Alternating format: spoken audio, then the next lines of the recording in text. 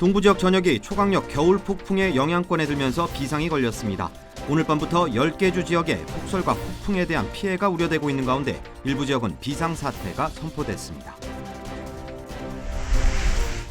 펜실베니아주 피츠버그에서 눈이 많이 쌓인 다리가 무너져 10명이 다쳤습니다. 조 바이든 대통령은 이번 사고를 통해 교량과 인프라 개선의 필요성을 다시 한번 강조했습니다. LA 지역에서 버스를 기다리던 여성이 노숙자로부터 묻지마 폭행을 당해 머리가 찢어지는 큰 부상을 입었습니다. 점점 심각해지는 노숙자 범죄에 주민들의 불안감도 더욱 커지고 있습니다. LA 지역 한인 이민자의 삶을 담은 포토북이 제작됐습니다. 팬데믹 이후 어려움을 겪은 한인 이민자 40여 명의 이야기가 담겼습니다. 그곳은 다양한 모습으로 우리 앞에 나타납니다. 때론 극적인 방식으로 자신을 드러내기도 하고 세상을 보는 우리의 시선을 끊임없이 바꾸며 내면 깊숙이 잠자고 있던 진정한 우리를 깨어나게 합니다. 아직 발견되지 않은 경이로움으로 가득한 곳, 야마바 리조트 앤 카시노 SM 매뉴얼. 여러분 안녕하십니까? 1월 28일 첫 소식입니다. 버지니아 주부터 메인주까지 동부 해안 전 지역이 초강력 겨울 폭풍 노리스터의 영향권에 들어 비상이 걸렸습니다. 국립기상국에 따르면 노리스터가 오늘 밤부터 내일까지 뉴욕과 뉴저지, 매사추세츠, 코네티컷 등 10개 주를 강타할 것으로 보이며 일부 지역에는 최대 24인치의 눈이 내릴 것으로 전망됐습니다. 특히 이번 폭설은 최대 시속 75마일 이상 허리케인급 강풍을 동반할 것으로 예상돼 각종 시설의 파손 피해와 대규모 정전 사태까지 우려되고 있습니다. 현재 7,500만 명 주민에게 겨울폭풍주의보가 내려졌으며 눈보라 경보 지역은 메인과 메릴랜드, 뉴저지 등 총 10개 주로 확대됐습니다. 뉴욕과 뉴저지, 메릴랜드 등 최소 3개 주는 일찌감치 비상사태를 선포하고 불필요한 외출이나 이동을 자제하고 집에 머물 것을 당부했습니다. 조 바이든 대통령이 노후화된 기반시설에 대한 투자 방안 연설을 위해 방문 예정이었던 펜실베니아주 피츠버그에서 눈이 많이 쌓인 탓에 2차선 다리가 붕괴되는 사고가 발생했습니다. CNN 방송 등 주류 언론에 따르면 바이든 대통령의 방문을 몇 시간 앞둔 오늘 오전 7시쯤 피츠버그의 프릭공원에서 포브스 애비뉴를 지나는 다리가 붕괴하면서 10명이 다쳤습니다. 이외에도 다리 위에 있던 버스를 비롯한 차량 서너 대가 아래로 떨어졌지만 탑승자들은 큰 피해 없이 구조됐습니다. 이 다리는 지난 2011년부터 2017년 사이 이루어진 안전점검에서 심각하게 손상됐다는 평가를 받은 것으로 나타났습니다. 바이든 대통령의 피츠버그 방문 목적은 교량과 인프라 개선을 위해 의회를 통과한 예산을 홍보하려던 상황이었으며 이번 사고로 노후화된 교량 보수의 의지를 다시 한번 피력했습니다.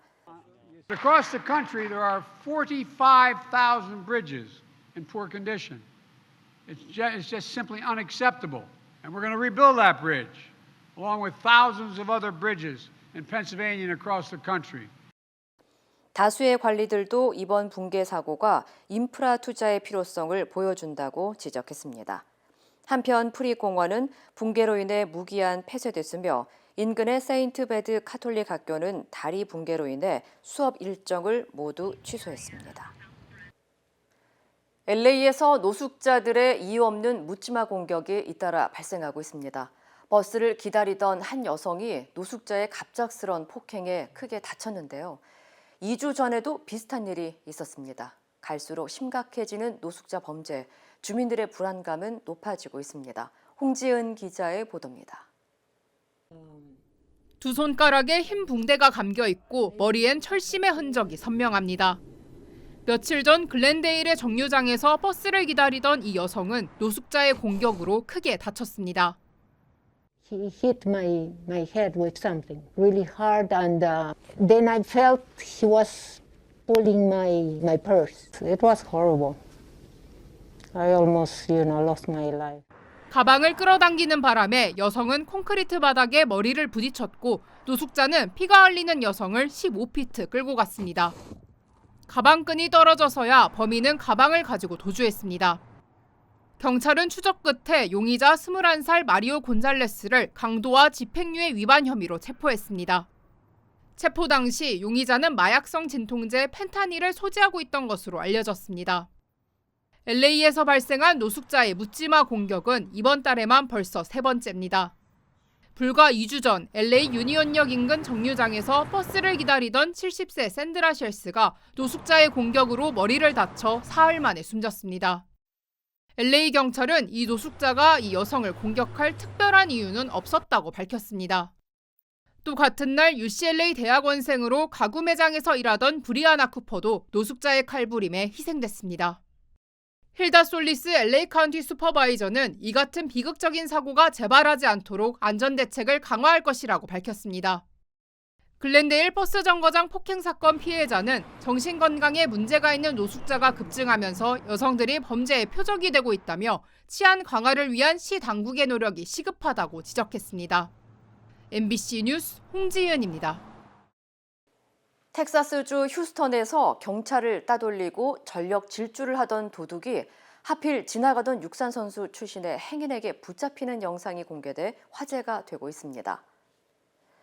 CNN 등 주류 언론에 따르면 최근 휴스턴의 한 도로에서 훔친 트럭을 몰고 가던 도둑이 경찰까지 따돌리며 도주했고 둘 사이의 거리는 50m 이상 벌어져 도주가 성공하는 듯 보였습니다. 마침 이 모습을 목격한 지나가던 행인이 무섭게 쫓아가 검거에 성공했습니다. 데빈이라는 이름의 이 행인은 보안요원 교육까지 받은 전직 육상 선수였습니다. I was not even thinking. I was just ran behind him, tackled him down. 한편 데빈은 경찰이 올 때까지 도둑을 붙잡고 있다 경찰에 인계한 것으로 알려졌습니다. 최근 몇 달 동안 LA 화물열차 절도 사건이 끊이지 않고 있는 가운데 이번에는 총기 80여 정이 도난당한 것으로 알려졌습니다. LA 경찰국은 LA 화물열차에서 도난당한 물품 가운데 36정의 권총과 46정의 반자동 엽총 등 82정의 총기가 포함됐으며 이 가운데 2정만 회수됐다고 밝혔습니다. 마이클 무어 LA 경찰국장은 회수되지 못한 총기들이 각종 범죄에 사용될 수 있고 더 많은 폭력 사태가 발생할 수 있다고 경고했습니다. LA 경찰국에 따르면 현재까지 화물열차 절도 사건과 관련한 용의자 122명이 체포됐으며 갱단들도 이번 사건에 연루된 혐의를 받고 있다고 전했습니다. 보안업체 전문가들은 철도 차량의 보안 장치가 허술한 경우가 대다수인 만큼 절도범들의 표적이 되기 쉽고 절도 범죄로 공급망에 차질이 생기면서 물가 상승을 유발할 수 있다고 지적했습니다.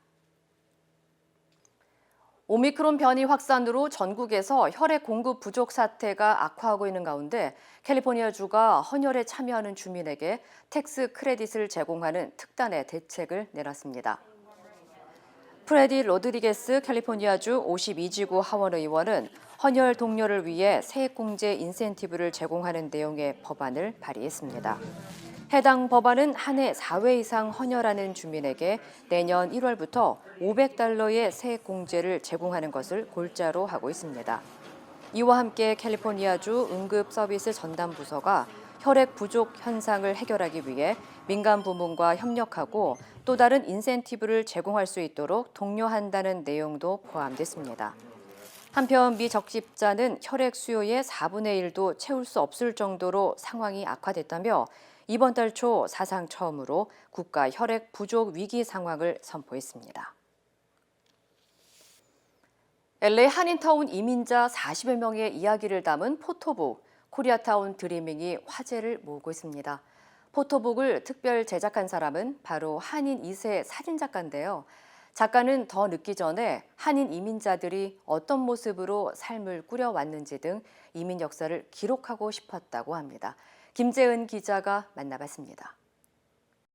한식당과 떡집부터 미용실과 사진관까지 한인 2세 눈으로 담아낸 포토북 코리아타운 드리밍은 한인타운의 각종 업소와 한인 이민자들의 삶을 사진으로 채웁니다. 포토북엔 이민자 총 40명의 이야기가 수락됩니다. 이와 함께 타운 출신 한인 래퍼 덤 파운데드를 비롯해 작가 김영미 씨의 에세이와 사진 등도 실립니다.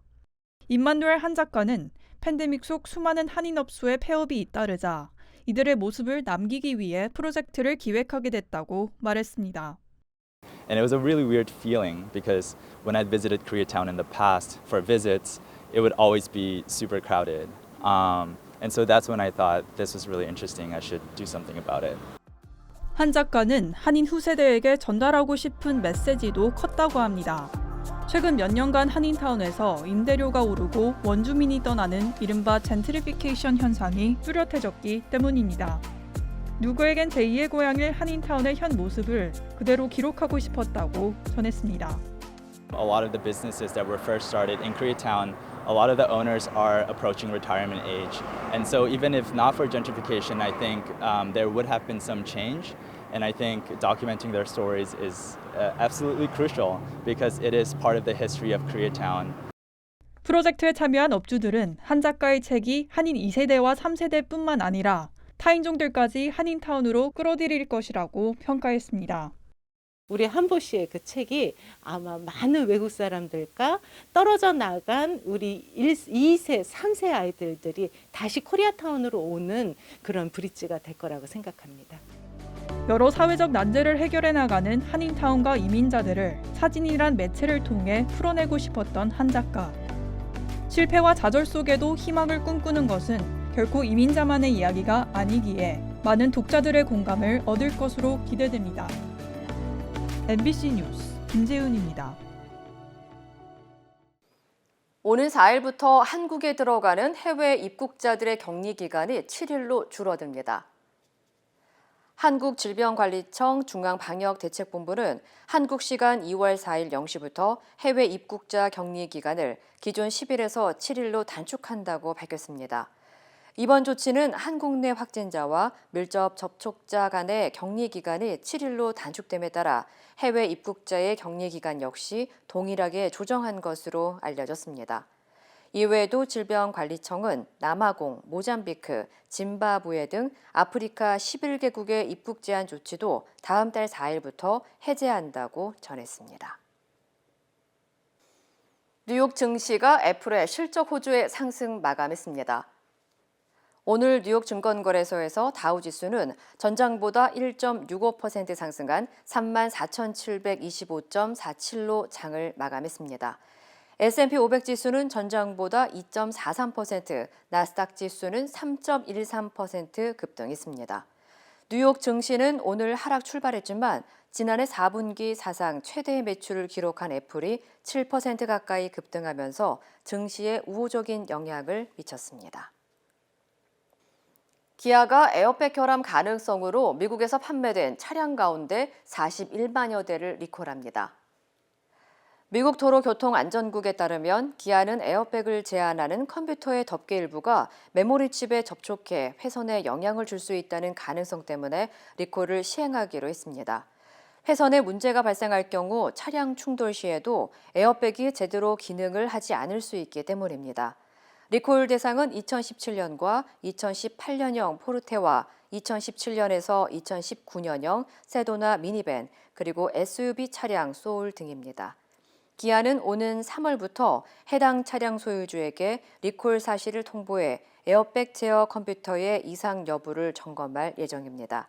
기아는 소비자 13명이 문제를 제기했지만 충돌이나 부상 등은 없었다고 밝혔습니다.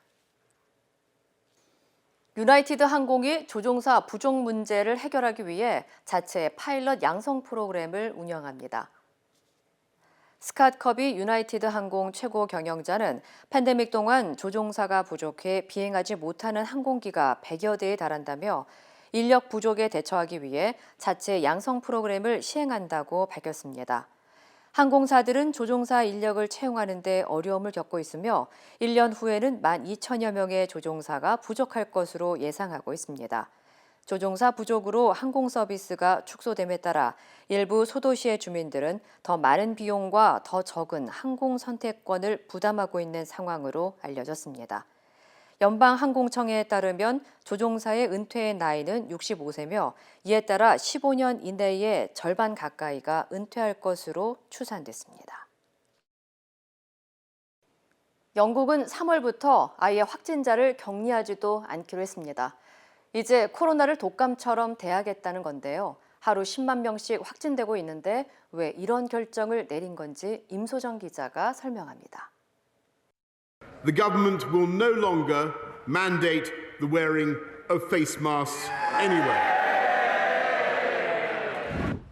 영국에서는 이제 실내든 실외든 마스크를 쓰지 않아도 됩니다. 나이트클럽이나 식당에 들어갈 때도 방역 패스를 내지 않아도 됩니다. 입국 조치도 완화됐습니다.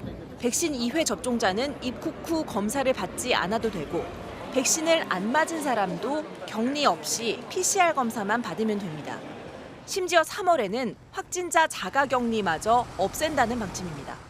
We can remove the legal requirement to self-isolate altogether, just as we don't place legal obligations on people to isolate if they have flu. 이런 과감한 결정에는 높은 백신 접종률이란 자신감이 자리하고 있습니다.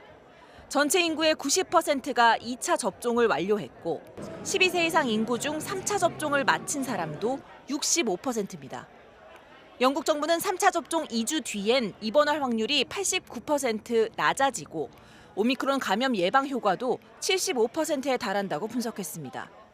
확진자가 워낙 많다 보니 자연 면역 수준도 높아 영국 잉글랜드의 1월 첫 주 성인 항체 보유율은 98%를 기록했습니다. 감염력은 강하지만 치명률은 약한 오미크론의 특성도 영향을 미친 것으로 알려졌습니다. 사망자는 1년 전의 4분의 1 수준, 입원 환자도 절반 수준입니다.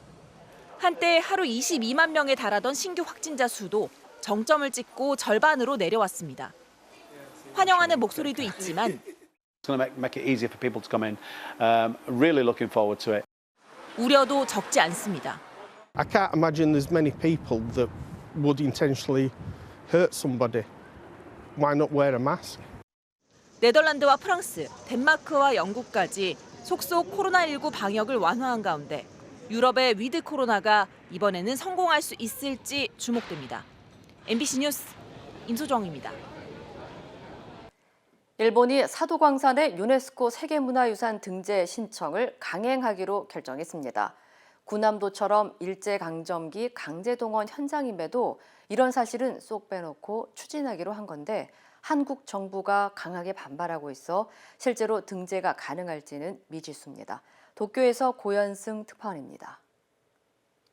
일본 기시다 총리는 문부과학상, 외무상과 최종 협의를 거쳐 사도광산을 유네스코 세계유산으로 신청한다고 밝혔습니다.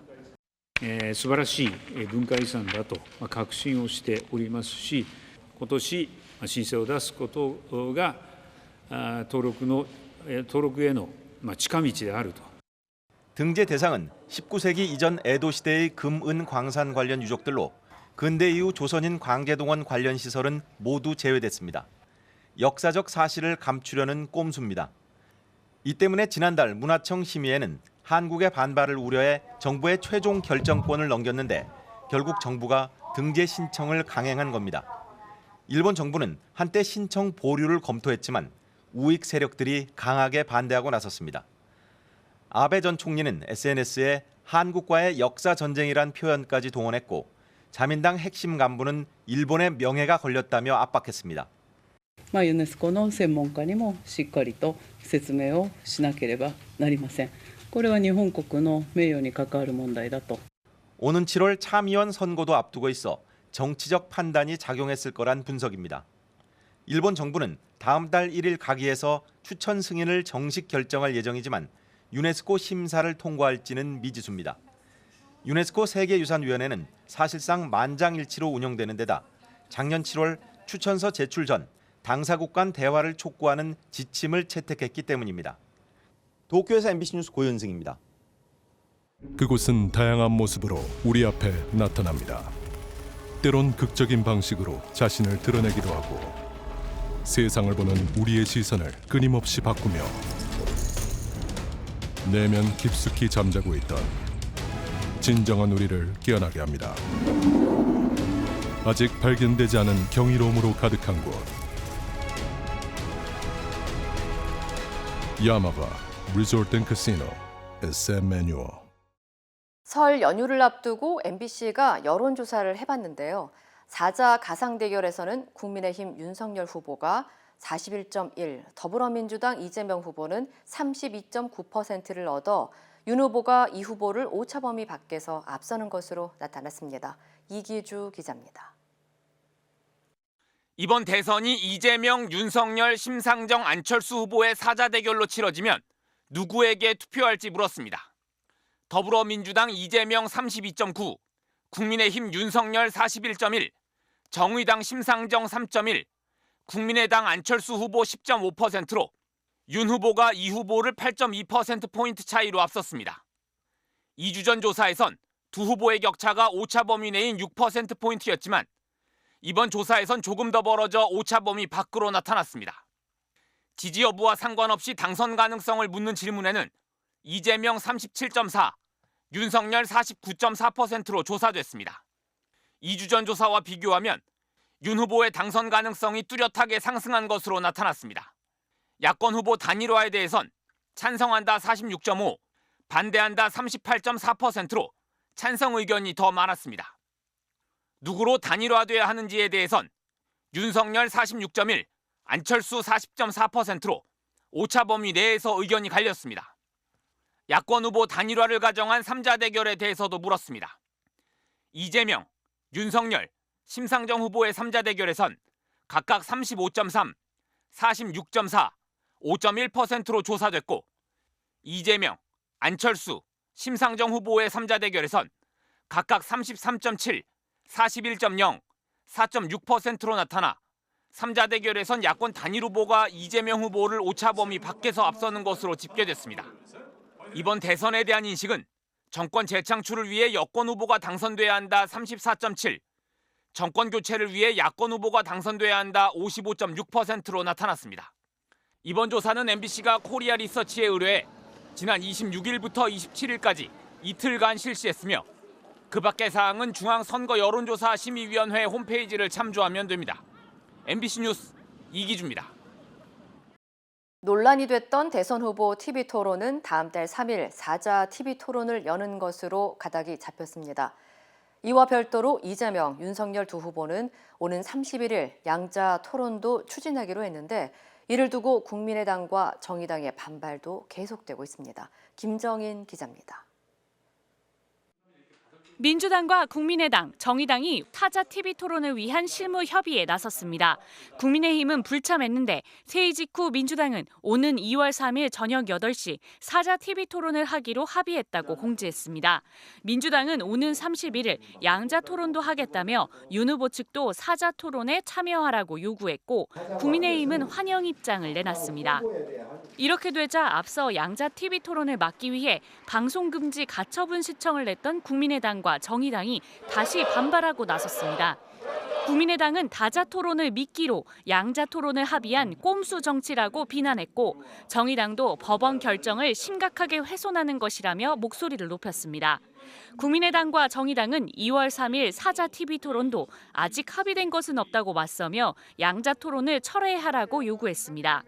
TV 토론을 둘러싼 네 당의 셈법이 달라 실제 토론 성사 여부는 아직 장담할 수 없는 상황. 이재명 후보는 윤 후보 측이 조건을 계속 달며 토론 성사를 어렵게 만들고 있다고 비판했습니다.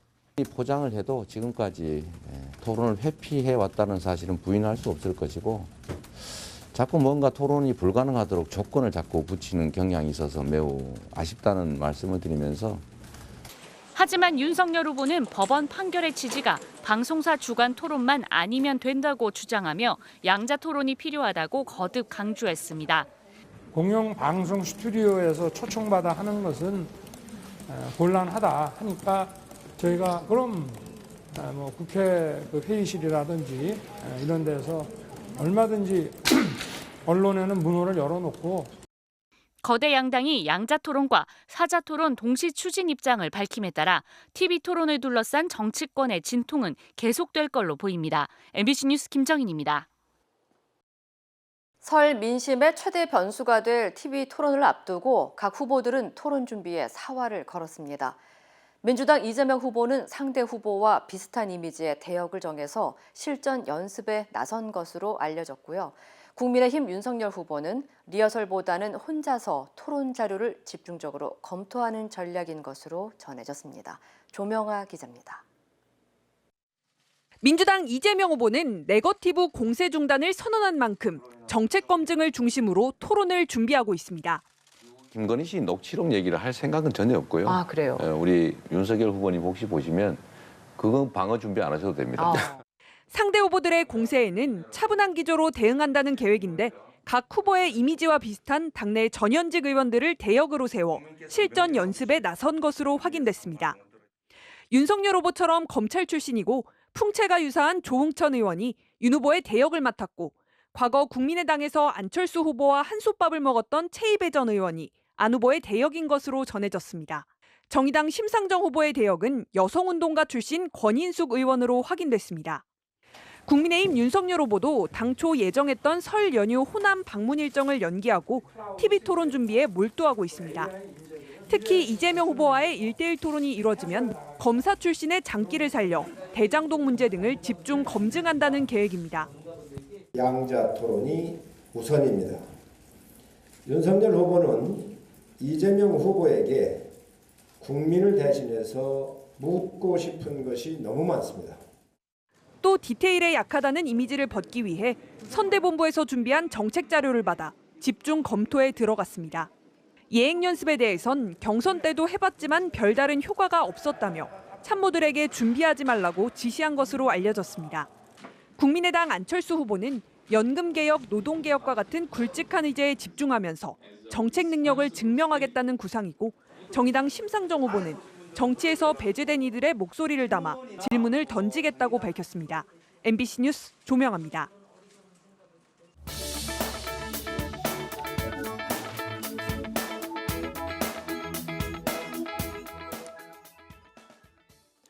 미국 연방준비제도가 올해 금리를 최소 3차례, 최대 7차례까지 인상할 것으로 예상되면서 글로벌 경제가 요동치고 있습니다. 미국 기업들의 지난해 4분기 실적 발표도 이어지고 있는데요. 실리콘밸리 더밀크 손재권 대표 연결해서 자세한 소식 알아보겠습니다. 대표님, 우선 한국에서도 관심이 많은 넷플릭스가 실적을 발표했다고요? 그렇습니다. 미국의 스트리밍 기업 넷플릭스가 지난 20일 실적 발표를 했는데요. 지난해 4분기 실적 발표 시즌의 시작을 알렸습니다. 이 회사의 4분기 매출은 77억 1천만 달러, 즉 한국 돈으로 9조 1980억 원으로요. 월가 예상치에 부합했습니다. 넷플릭스의 이번 실적 발표는 한국의 오징어 게임 때문에 더 관심을 모았는데요. 실제로 실적 발표 질의응답에서 애널리스트들이 K 콘텐츠가 어떤 장점 때문에 인기가 있는 것 같냐라고 질문을 했는데 테드 사란도스 공동 CEO는 한국 콘텐츠는 과거에는 없던 독특한 창의적인 스토리라인이 장점이다라고 얘기를 했고요. 넷플릭스가 한국의 위대한 스토리 또 위대한 콘텐츠를 잘 버무려서 위대한 배급을 만들어냈기 때문에 성공했다라고 설명했습니다. 미국에서 한국 콘텐츠 소비는 지난 2020년에 비해서 100% 성장했다라고 하면서 오징어 게임 2도 볼 수 있을 것이며 오징어 게임 유니버스는 이제 시작이라고 덧붙였습니다. 오징어 게임 2뿐만 아니라 다양한 캐릭터를 진화시키겠다라고 시사한 것입니다. 자, 실적은 괜찮아 보이는데 이 넷플릭스 주가는 많이 떨어졌죠. 이유를 뭐라고 봐야 할까요? 예, 넷플릭스 주가는 올 들어서 무려 38.51%나 떨어졌습니다. 이는 신규 가입자 둔화 신호가 뚜렷했기 때문입니다.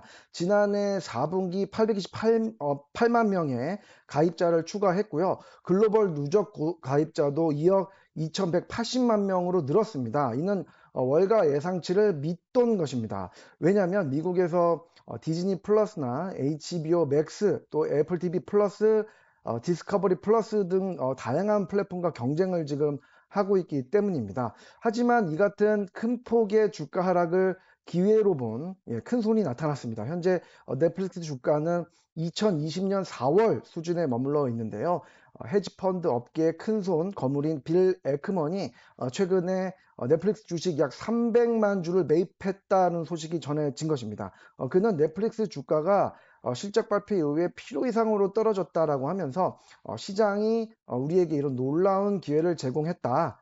예, 넷플릭스가 그동안 오랫동안 지켜봐왔던 만큼 매수 기회를 놓칠 수 없었다라고 밝혔습니다. 미국에서는 이렇게 주가가 최근에 좀 많이 떨어졌죠. 그래서 이 틈을 타고 저점 매수에 들어가는 개인 투자자들이 많은 것이 사실입니다. 오늘도 넷플릭스는 7.51% 상승했고요.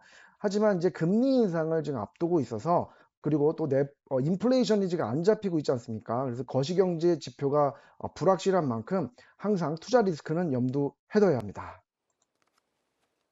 테슬라의 실적 발표도 많은 분들이 궁금해 하시는데 좋은 실적 나타냈다면서요? 그렇습니다. 미국의 전기차 업체죠. 테슬라가 지난해 사상 최대의 순이익을 달성했습니다. 테슬라는 지난 26일 실적 발표를 했는데요. 지난해 매출이 538억 달러, 우리 돈으로 약 64조 7천억 원을 기록했고요. 순이익은 55억 달러, 우리 돈으로 약 6조 6천억 원을 기록했습니다. 이는 전년 대비해서 매출과 순이익이 크게 늘어난 것입니다. 차량 인도량도 크게 늘었는데요. 지난해 4분기 인도량이 30만 8,650대로 전년 대비 71%나 늘어난 거고요. 연간 차량 인도량도 93만 6,172만 대, 이는 2020년 대비해서 87%나 늘어난 것입니다. 이것 역시 역대 최고 기록이죠. 그래서 분석가들은 올해 150만 대를 인도할 것으로 보고 있는데요. 매년 50% 이상 차량 증가 목표를 하고 있는데 지금까지는 순항하고 있는 것입니다. 이렇게 실적이 좋으면 이 테슬라 주가가 많이 올랐을 것 같은데 어떻습니까? 예, 맞습니다. 예, 사실 거꾸로 됐고요. 테슬라 주가는 예측이 좀 쉽지 않습니다. 그리고 실적이 좋다고 오르는 것도 아니고 또 나쁘다고 내리는 것도 아닌 주식입니다. 지난 분기 최고 실적을 기록했다고 말씀을 드렸는데 오늘은 11.55% 하락했습니다. 왜냐하면 차량용 반도체 칩 부족 현상이 지금 심각한데요. 이것이 자유로울 수 없다라고 경고했기 때문입니다. 일론 머스크 테슬라 CEO가 공급망 문제 때문에 공장 가동 능력이 좀 떨어졌고 또 이 문제는 올해 내내 지속될 가능성이 크다라고 하면서 올해는 신차를 출시하지 않겠다라고 예고했습니다. 테슬라도 반도체 부족 현상을 피해갈 수 없었던 것입니다. 테슬라 실적 발표 앞서서 연방준비제도에서 3월 금리 인상을 예고했고요. 이런 것들이 테슬라 주가에 영향을 미쳤다라는 분석입니다. 미국에서 실리콘밸리 빅테크 기업에 대한 규제가 강해졌다고 들었습니다. 이것 때문에 인수합병 계획을 멈추거나 사업을 매각하는 사례도 나타났다면서요? 그렇습니다. 눈여겨보셔야 하는 이슈인데요. 특정 기업의 힘이 세지고 또 인수합병이나 또 문어발식으로 이제 사업을 하게 되는데 이렇게 되면 경쟁이 제한이 되고 결국 소비자들에게 피해를 주지 않습니까? 그래서 정부가 규제를 하는 것인데 미국의 반도체 업체 엔비디아가 영국의 반도체 기업이죠. ARM을 인수하기로 했었는데 이거를 포기할 것 같다고 블룸버그 통신이 보도했습니다. 엔비디아는 400억 달러 규모로 ARM 인수 합병을 추진하고 있었는데요. 각국에서 규제에 막혀서 조용히 좀 인수를 포기할 준비를 하고 있다라고 알려져 있는 것입니다. ARM을 지금 소프트뱅크가 소유하고 있는데 인수 합병이 이루어지지 않을 경우에는 IPO 기업 공개를 준비하겠다라고 밝혔습니다. 메타, 페이스북이죠. 이 회사도 암호화폐 사업을 준비했었습니다. DM이라는 암호화폐 지갑을 가지고 있었는데 이것도 각국의 정부 규제 때문에 사업을 포기하고 자산을 매각하기로 했습니다. 이처럼 빅테크 기업의 사업에 정부의 견제의 높이가 점점 높아지고 있는 상황입니다. 네, 오늘도 말씀 잘 들었습니다. 지금까지 손재권 더밀크 대표였습니다.